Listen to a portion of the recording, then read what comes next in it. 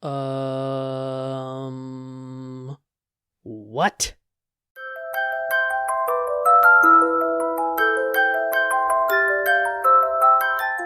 Yes, ladies and gentlemen, episode 33 of the Journey's anime titled Who Wants to Trade Pokemon just dropped, and in this episode, Go helps the trainer get a Pinsir while he thinks about trading for a Heracross. Will he trade his Pinsir? Well, let's find out.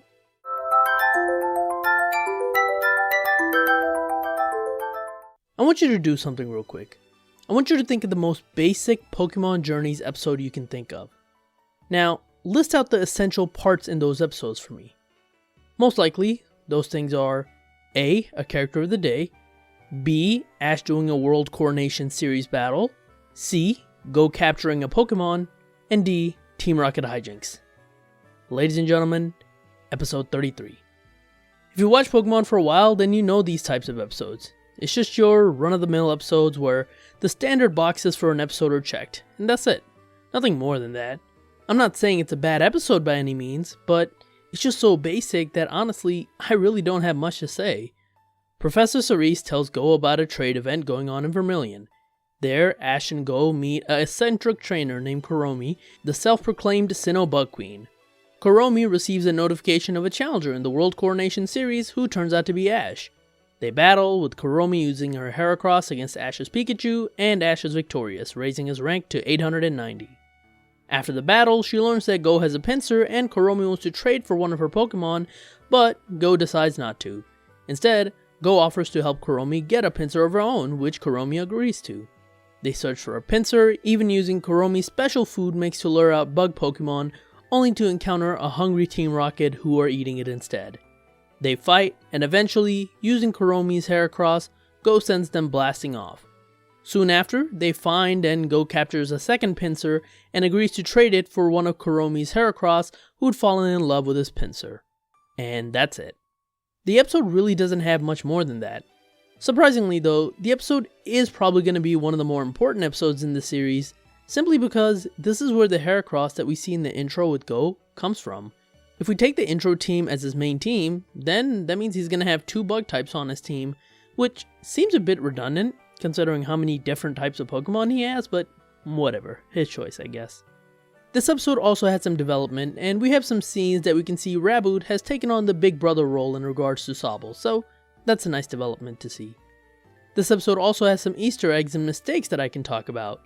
When we first get to the Pokemon Center, we see a trade between the Farfetch'd and the Spearow. If that trade looks familiar to anyone, it's because, yes, this is the exact same trade from Red and Green, the one for ducks. In fact, the name that the trainer calls it, Osho, is a reference to the in-game nickname of the Farfetch'd. A nice Easter egg for the fans of the game. Now in terms of mistakes, well, I wouldn't say this is a mistake as much as an oversight. During the Coronation Series battle, Kuromi has a Heracross and she uses Arm Thrust.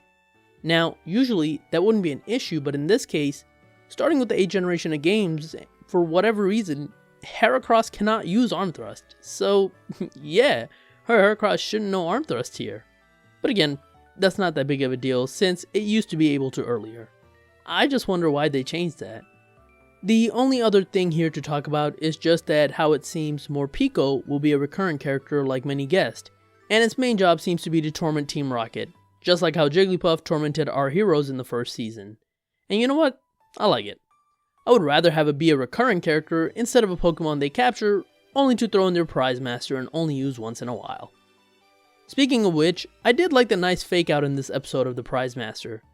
You'd think that when they call out the Scolipede and Drapion from the Prize Master to battle, it's just going to be another standard battle where they lose and then blast off, but nope.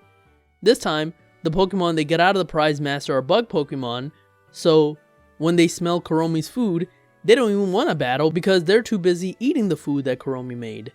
This forces Team Rocket to personally get involved themselves, which is so nice to see after months and months of them throwing out random Pokemon only for them to lose immediately. So yeah, nothing too special this episode.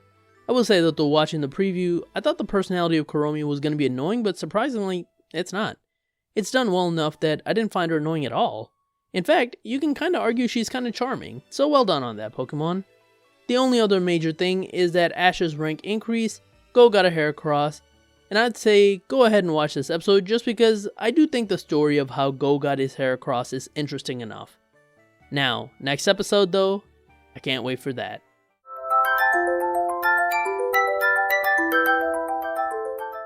In the next episode, Ash will be taking on B, Hawlucha and Grapploct versus Farfetch'd and Riolu. I'm glad it's this pair because I want to see how the anime differentiates both fighting Pokemon. They need to have distinct battle styles in order to define their personality and how they're different. Also, B's one of my favorite characters from Galar, so I can't wait to see her. But anyways, that's it for my review of episode 33 of Journeys. Thank you so much for watching. If you like this video, like, share, subscribe, and in the comments, let me know your thoughts on this episode. You can follow me on Twitter at TheRealPDGaming, and that's it. I'll talk to you guys later. Peace.